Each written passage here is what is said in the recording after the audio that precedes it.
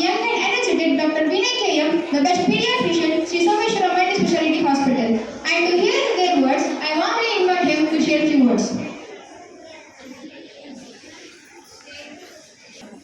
The respected dignitaries on the dais, the school administration, the teaching staff, the caring parents, and my lovely children. Today we are celebrating 80th Independence Day. I wish everyone a happy 80th Independence Day for all. This is a very big event, and I am a very small person for this event. I sincerely honored and I am very humble and very thankful for the school administration for inviting me as a chief guest for this wonderful event. The event, like what we are celebrating today, it should not be just a number. ಅಂದ್ರೆ ನಾನು ಏನು ಹೇಳ್ತಾ ಇದ್ದೀನಿ ಅಂದ್ರೆ ಇದು 80ನೇ ಸ್ವಾತಂತ್ರ್ಯ ದಿನಾಚರಣೆ. ಈ 80 ವರ್ಷ ನಮ್ಮ ದೇಶಕ್ಕಾಗಿ ಯಾರು ನಮ್ಮ ದೇಶಭಕ್ತರು, ನಮ್ಮ ಎಷ್ಟೋ ಜನ ನಮ್ಮ ದೇಶಕ್ಕೋಸ್ಕರ ತ್ಯಾಗ ಬಲಿದಾನ ಮಾಡಿದರೋ ಅದನ್ನು ನಾವು ಎಂದಿಗೂ ಮರಿಬಾರದು. ಇದನ್ನು ನಾವು ಯಾವತ್ತೂ ಮರಿದೆ ನಮ್ಮ ದೇಶಕ್ಕೋಸ್ಕರ ನಾವು ಎಷ್ಟಾಗುತ್ತೋ ನಮ್ಮ ಕೈಯಲ್ಲಿ ನಾವು ಸಾಧನೆ ಮಾಡಿ ತೋರಿಸ್ಬೇಕು. ಅದಕ್ಕೋಸ್ಕರ ನಾವು ಪ್ರತಿ ವರ್ಷ ಇಂಡಿಪೆಂಡೆನ್ಸ್ ಡೇನ ಆಚರಿಸ್ತಾ ಇರೋದು.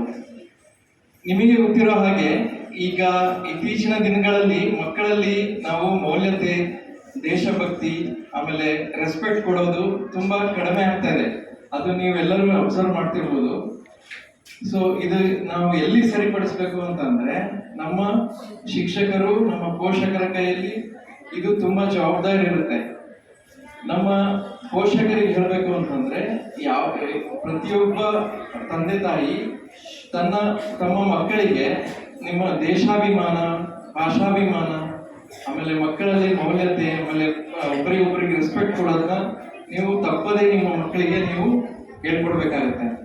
ಅದೇ ರೀತಿ ಬಹಳ ಇಂಪಾರ್ಟೆಂಟ್ ಪೊಸಿಷನ್ ಅಲ್ಲಿರೋದು ನಮ್ಮ ಶಿಕ್ಷಕರು. ನಮ್ಮ ಶಿಕ್ಷಕರು ಕೂಡ ಪ್ರತಿದಿನ ಯಾವುದರ ಒಂದು ರೀತಿಯಲ್ಲಿ ನಿಮ್ಮ ಮಕ್ಕಳಲ್ಲಿ ದೇಶದ ಬಗ್ಗೆ, ನಮ್ಮ ಭಾಷೆಯ ಬಗ್ಗೆ, ನಮ್ಮ ಸಂಸ್ಕೃತಿಯ ಬಗ್ಗೆ, ಮತ್ತೆ ಬೇರೆಯವರಿಗೆ ಯಾವ ರೀತಿ ರೆಸ್ಪೆಕ್ಟ್ ಕೊಡೋದ್ರ ಬಗ್ಗೆ ಯಾವುದಾದ್ರೂ ಒಂದು ರೀತಿಯಲ್ಲಿ ನಮ್ಮ ಮಕ್ಕಳಿಗೆ ಪ್ರತಿನಿತ್ಯ ಆ ಬೋಧನೆ ಮಾಡಬೇಕು ಅನ್ನೋದು ನನ್ನ ಒಂದು ಕಳಕಳಿಯ ವಿನಂತಿ. ಮತ್ತೊಂದು ಏನಂದ್ರೆ ನಾವು ಮಕ್ಕಳಲ್ಲಿ ಏನು ನೋಡ್ತಾ ಇದೀವಿ ಈ ಪರಿಸ್ಥಿತಿಯಲ್ಲಿ ಅಂದ್ರೆ ಮಕ್ಕಳಿಗೆ ಭಯ ಕಡಿಮೆ ಆಗ್ಬಿಟ್ಟಿದೆ. ಅಂದ್ರೆ ಅವರು ಬೇರೆ ಮಕ್ಕಳ ಜೊತೆ ಬಿಹೇವ್ ಮಾಡೋದು, ಆಮೇಲೆ ಬೇರೆ ಪೇರೆಂಟ್ಸ್ ಜೊತೆ, ಟೀಚರ್ಸ್ ಜೊತೆ ಬಿಹೇವ್ ಮಾಡೋದು ನಾವೇನು ಅಬ್ಸರ್ವ್ ಮಾಡ್ತಾ ಇದೀವಿ ಅಂದ್ರೆ ಜಾಸ್ತಿ ಭಯ ಇರೋದಿಲ್ಲ. ಆಮೇಲೆ ಸ್ವಲ್ಪ ಬಿಹೇವಿಯರಲ್ ಪ್ರಾಬ್ಲಮ್ಸ್ ಇರುತ್ತೆ. ಅಂದ್ರೆ ಜಾಸ್ತಿ ಜೋರಾಗಿ ಮಾತಾಡೋದು, ಅಗ್ರೆಸಿವ್ ಇರೋದು, ಅದನ್ನೆಲ್ಲನೂ ತುಂಬಾ ನೋಡ್ತಾ ಇದೀವಿ. ಇದು ಒಂದು ಕಾರಣ. ಇದಕ್ಕೆ ಏನಂತಂದ್ರೆ ನಾವು as A doctor, as A paediatrician ಹೇಳಬೇಕು ಅಂದ್ರೆ ಮಕ್ಕಳಿಗೆ ನಮ್ಮ ಪೋಷಕರು ಏನ್ ಮಾಡ್ಬಿಡ್ತಾರೆ, ಸಣ್ಣ ವಯಸ್ಸಿಂದನೇ ತುಂಬಾ ಮುದ್ದು ಮಾಡಿ ಬೆಳೆಸ್ಬಿಡ್ತಾರೆ. ಎಲ್ರಿಗೂ ಒಬ್ರು ಇಲ್ಲ ಇಬ್ಬರು ಮಕ್ಳು ಇರ್ತಾರೆ, ಬಟ್ ತುಂಬಾ ಮುದ್ದು ಮಾಡಿ ಬೆಳೆಸ್ಬಿಟ್ಟಿರ್ತಾರೆ.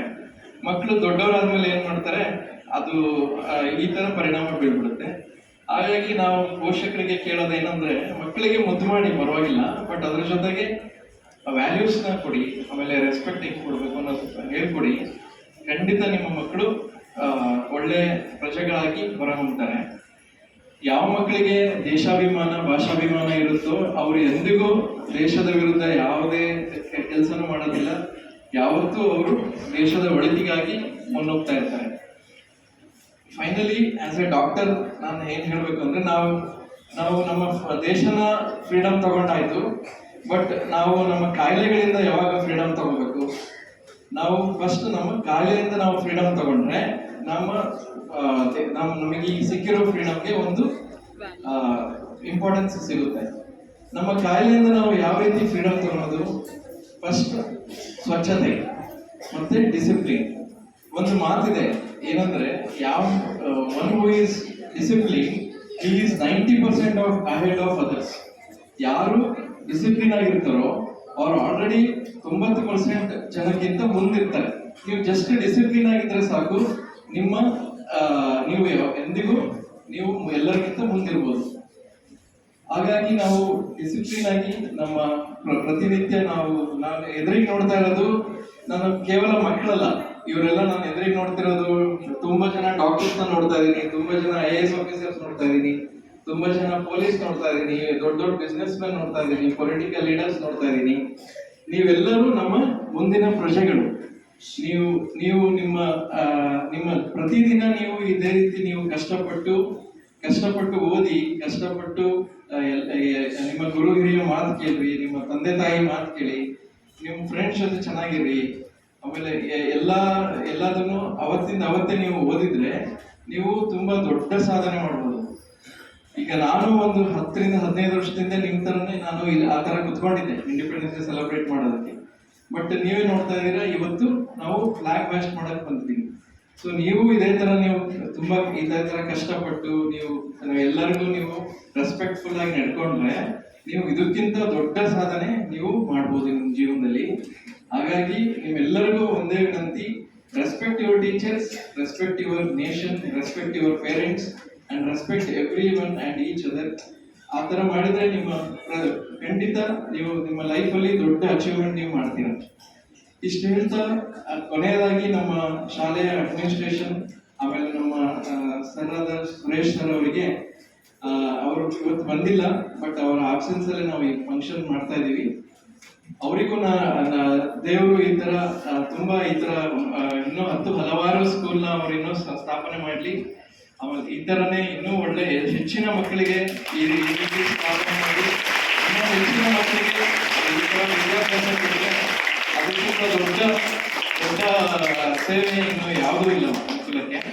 ಹಾಗಾಗಿ ಅವರಿಗೆ ದೇವರು ತುಂಬಾ ಶಕ್ತಿ ಕೊಡಲಿ, ಇನ್ನೂ ಹೆಚ್ಚು ಹಲವಾರು ಇದೇ ತರ ಸಂಸ್ಥೆಗಳನ್ನು ಓಪನ್ ಮಾಡೋದಕ್ಕೆ. ಕೊನೆಯದಾಗಿ ನಾನು ಒಂದು ಓತ್ ಹೇಳ್ತೀನಿ, ನೀವೆಲ್ಲರೂ ಒಗ್ಗೂಡಿಸಿ ನನ್ನ ಈ ಓತ್ಗೆ ನೀವು ಎಲ್ಲರೂ ಕೈ ಜೋಡಿಸಿ ಹೇಳ್ಬೇಕಾಗಿ ಹೇಳ್ತಿದ್ದೀನಿ. ಎಲ್ಲರೂ ಹೇಳ್ತೀರಾ? I am proud to be an Indian. ಇನ್ನೂ ಜೋರಾಗಿ ಹೇಳ್ಬೇಕು.